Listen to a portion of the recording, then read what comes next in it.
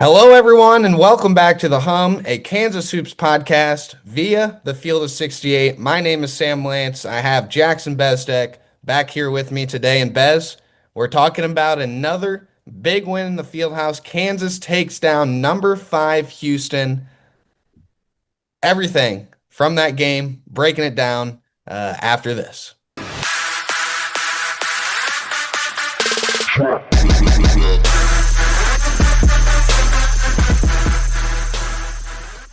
All right, Bez, Kansas beats Houston 69 to 56 inside Allen Fieldhouse. The Jayhawks used two 11 and 0 runs and two really big runs in general to kind of get this one done.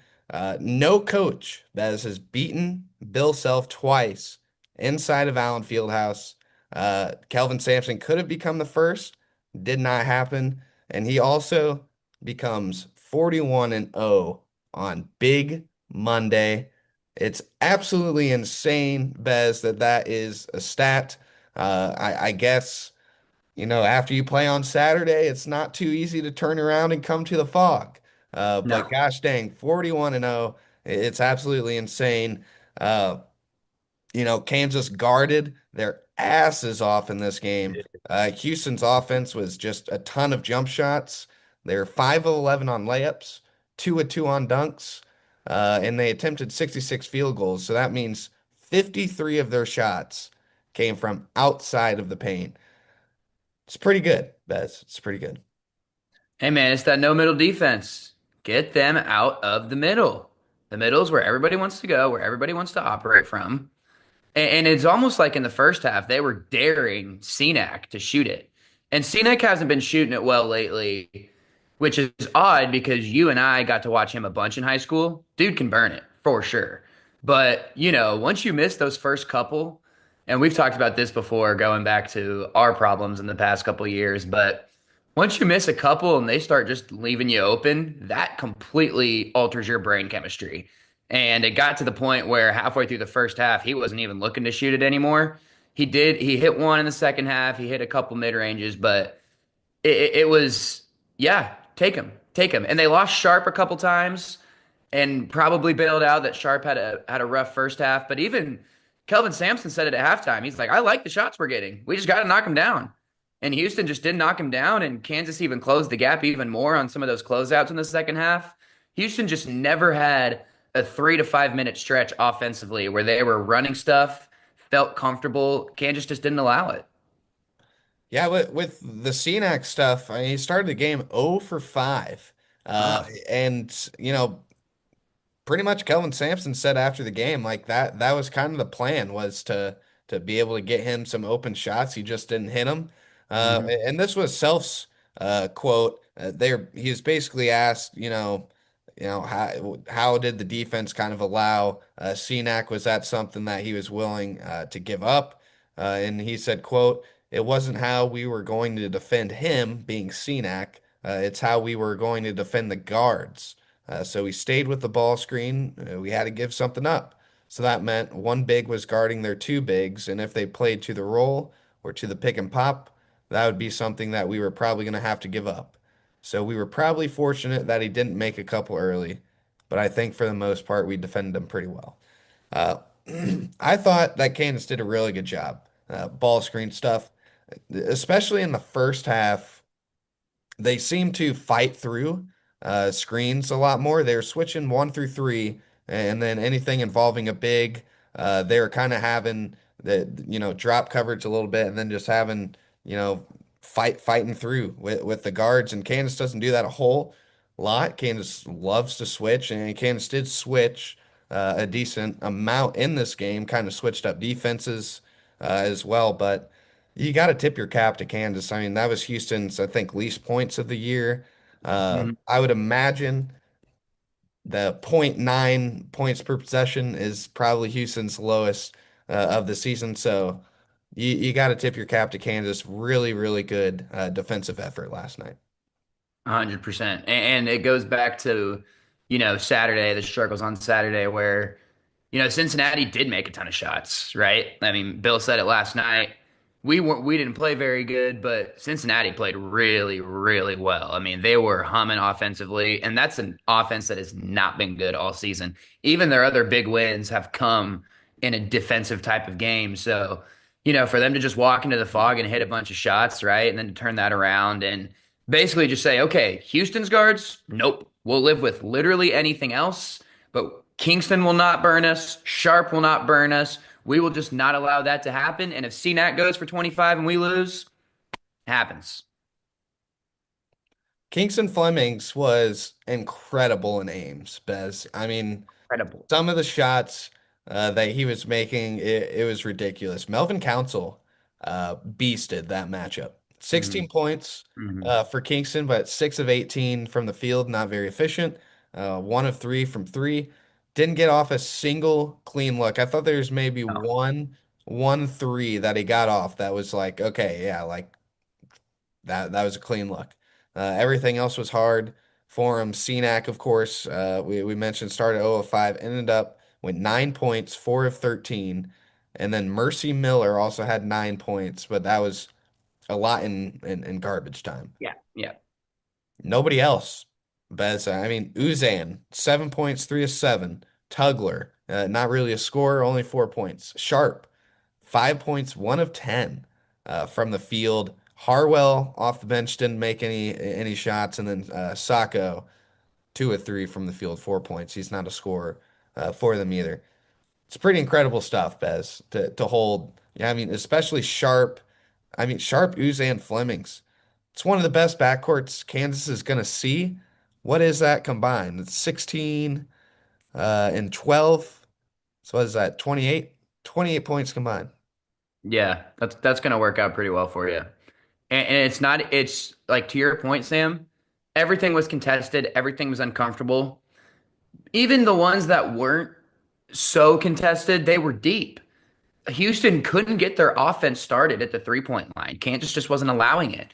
And that's such a from an offensive standpoint, a frustrating thing to watch is each possession they catch farther back from the 3-point line, farther back from the 3-point line. All of a sudden, your first two passes to start your set are both 30 feet away from the basket because you're just getting ball pressure as soon as you cross half court.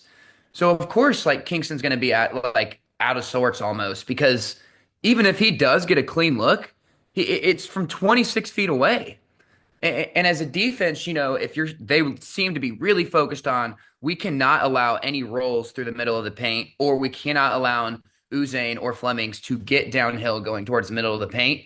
All of that, just clogging all of that up, forces Houston to start their offense 27, 20 feet away from the basket every single time down the floor. And Kelvin just losing his mind about it on the sideline. Like I see him. He's going like this. Can we get to the damn line so we can run our stuff? And Kansas said, no, you may not get to our 3-point line. Sorry. You know what I think the biggest positive was for Kansas Hit yesterday, me. Bez? Hit me. What do you think I'm going to say? Trey White. Trey White, he's back. He's back, baby. Where has he been? I don't know. He had a root canal, and all that. He's back. Bez, Kansas career high 23 points last night. Of course, he does the post game interview. Everybody surrounds him, and Trey at the end of his ESPN interview says something about Melvin and starts barking. Uh, Gotta love it, man. Gotta love it. Trey White, he's back, Bez. He's back, man. And he was shooting the ball like he had been before Big 12 play started. That's so huge, dude. And because like it's not just so huge that oh, Trey White's playing well. What it does for the offense and with Darren out there, it's just another guy you can't help off of, right? And when Melvin, a lot of the second half, Melvin was controlling the offense and Darren was he was off ball a lot of the time. Cool. Because guess what? You can't help off of Darren, and all of a sudden you can't help off of Trey White now. Now you've made the game 3-on-3 with Melvin, Tiller, and Flory. I'll take that three over whatever three you're going to throw up against. Oh, you do want to help off of the number one pick? That's probably a mistake. I wouldn't help off of him too much. Don't close out too hard. He's going right by you, getting into a 16-foot game. It's it completely changes the way the rest of the season looks the way Darren played off the ball, and the way Trey White's able, like we know he can draw fouls, we know he can get downhill. We've talked before, he has that Kevin McCullough effect of, okay, nothing's going well this possession. Give me the ball with 8 seconds left. I'm just going to go to the rim with my head down and probably get a foul called. That's such a valuable piece to have alongside guys like Melvin and like Darren. The Tiller, emergence that we've seen gradually across the season, and of course, the massive improvements Flory has made.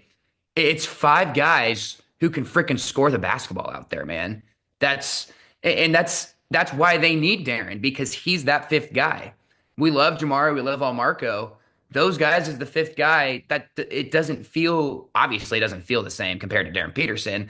But in terms of just watching it in like a 5 out, 4 out, one in, high low kind of offense, whatever you want to run, having five guys that are constantly a threat, it's just going to take this team to the next level. They're still in the 40s in Ken Palm offensive efficiency, right? So Bill Self saying after the game last night, our ceiling, we're not even close to our ceiling. He's dead serious. I mean, that could go up 20 points over the next 2 weeks, depending on the health of Darren Peterson and if we can get this Trey White every single night. But what I thought was most impressive about Trey last night is, a lot of times lately we've kind of seen him try to do too much. Trying to make something out of nothing, trying to drive at, four people in transition, and stuff like that. And, last night Bez really just played his game, did his thing. He didn't force anything.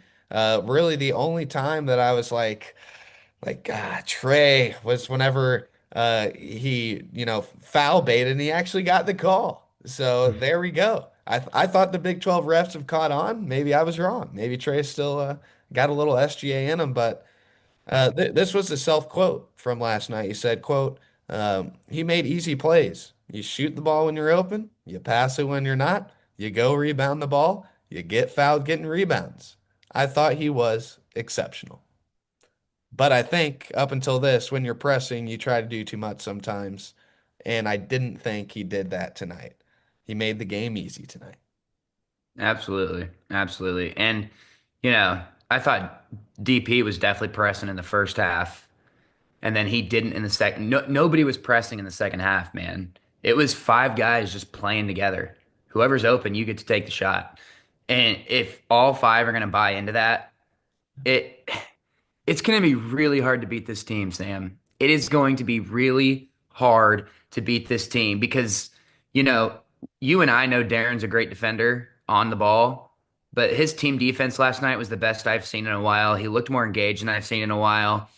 When Trey's offense is humming, his leadership comes along with it. He's always a great leader, but when he's playing good, he thinks he's the best player in the country, and he tells the guys to get on his back, let's ride. That's what we saw last night out of Trey.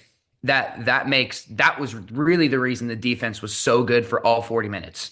It's easy to have a good defense in the first half when the That's not scout. true, Bez. The reason the defense was so good per Melvin is because he said, something about the limo and they weren't going to drive Right. it. They weren't going to be able to drive it unless they shut off the water.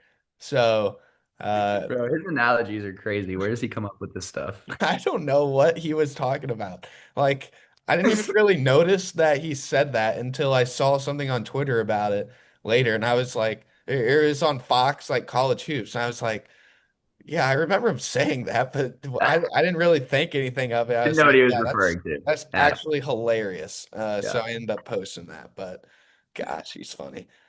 There is no sport in America that is more difficult to follow than college basketball. It can be overwhelming. That's where the Field of 68 Daily comes into play. The Daily is your go-to source for injury updates, recruiting news, and transfer portal additions that actually matter. For just $50 a year, get access to the same information that your favorite team's coaching staff is subscribed for. Quality content can be hard to find in the college basketball space. The Daily is here to help you with that. Oh man. All right, let's talk about Darren a little bit here, Bez. He got to talk to the media yesterday. Played back-to-back 30-minute games. You know, I still think, Bez, that he's not moving 100%. I think he's getting closer. And this is, this is the sign for me. Uh, you know, Self said last night, uh, here it is. Yeah. It's basically in his ESPN interview recently, Peterson or Self said that he hasn't really had a chance to coach Peterson. He said, quote, when I haven't had the chance to coach him, I'm talking about the day-to-day on the court where you can actually worry about the details that go into winning more so than the meat and potatoes of just being out there. But tonight he was great talking about Darren. He was great. His attitude was great, and hopefully he felt well. And I think he talked to you guys, but hopefully he felt well. And it'll be a great way to move forward.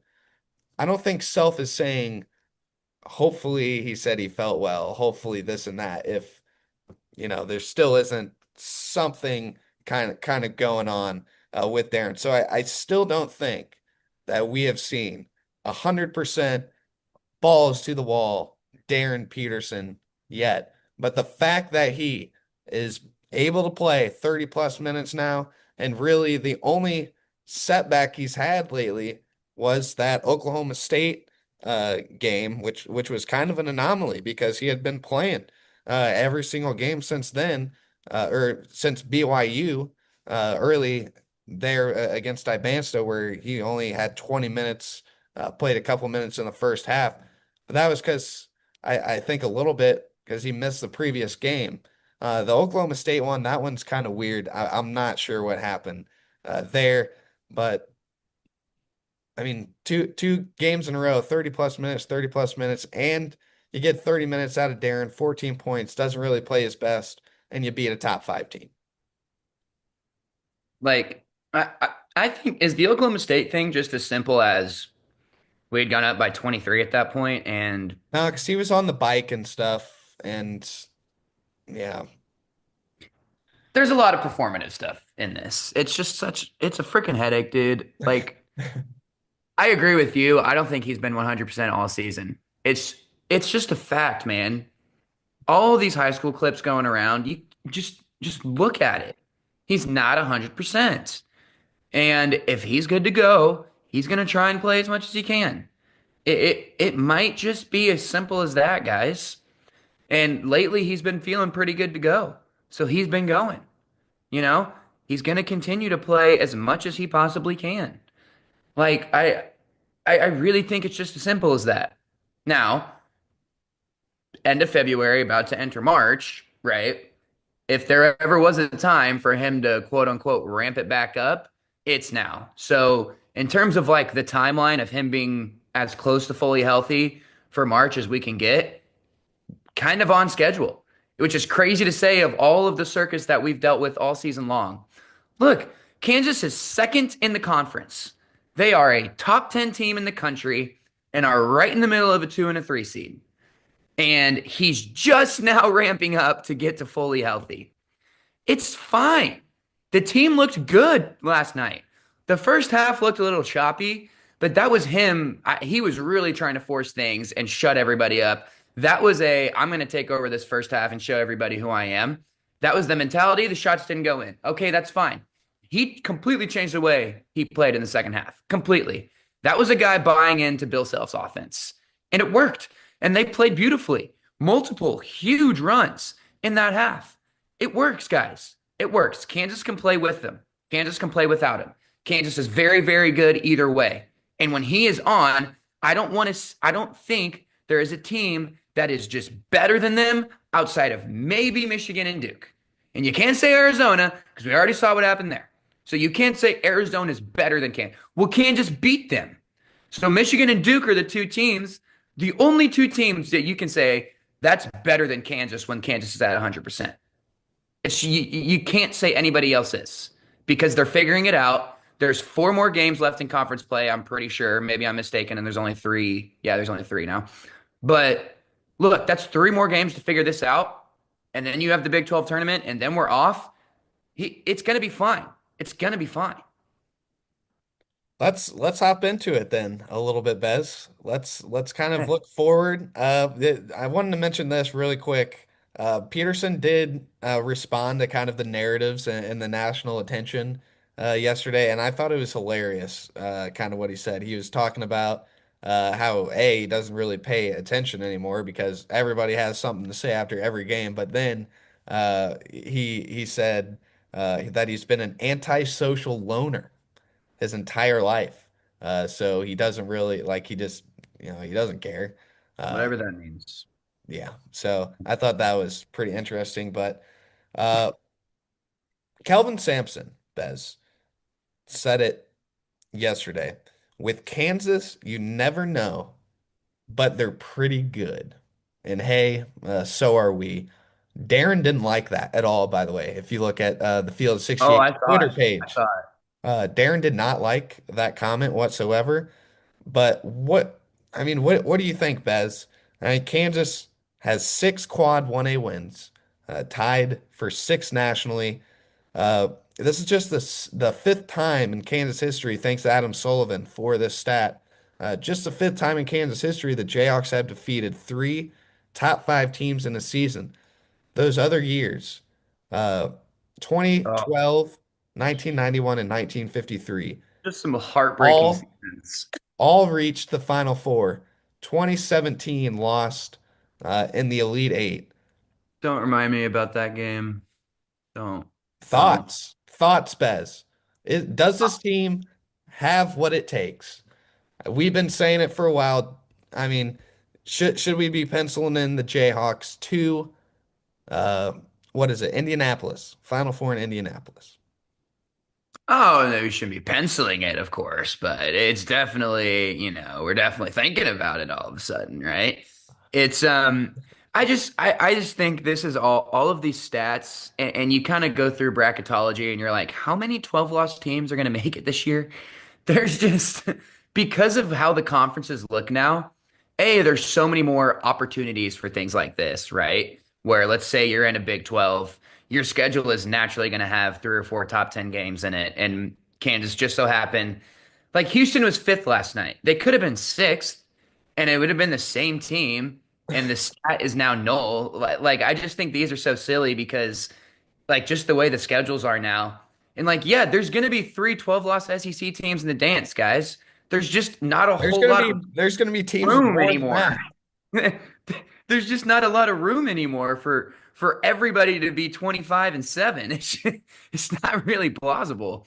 But in terms of the point of it is, when Kansas beats really good teams in the regular season, they have a really good postseason.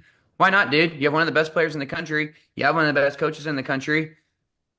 Sure. That was my last point. Like the only two teams you can actually say are confidently better than Kansas are Michigan and Duke. Literally 15 other teams can fill in those last two spots in my head if you're trying to project a Final Four right now. Kansas has 100% one of them. Here's my thing, Bez. Hit me. Those two dudes, Bryson Tiller and Flory Badunga, can bang, can compete, Anybody. can guard anybody Anybody. in this country. Mm-hmm. Mm-hmm. Darren Peterson and Melvin Council. I'm not sure there's two guards that are better in the country. Not sure. And Not then you sure. got Trey White to tie it all together. I mean, you look down, Bez, Michigan. I don't know, Duke. I think Kansas starting five best players versus five best players. I seriously don't think there's a team I'm taking over Kansas. Great. Then that's There's not a totally single fair, one. dude.